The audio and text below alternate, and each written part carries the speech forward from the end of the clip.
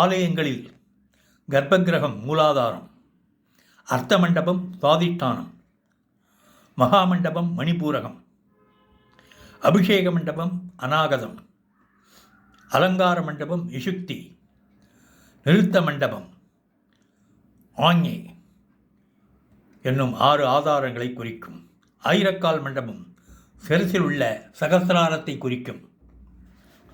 சாதாரணமாக ஆலயங்கள் சரீர பிரஸ்தாரமாகவும் இருதய பிரஸ்தாரமாகவும் அமைக்கப்பட்டுள்ளன. ஊனுடம்பு அமைப்பை போன்று சில கோயில்களில் கட்டப்பட்டுள்ளதை காண்கிறோம். எவ்வுயிருக்கும் பராபரன் சந்நிதியாகும். இழக்கும் உயிர் உடலனைத்தும் ஈசன் கோயில்.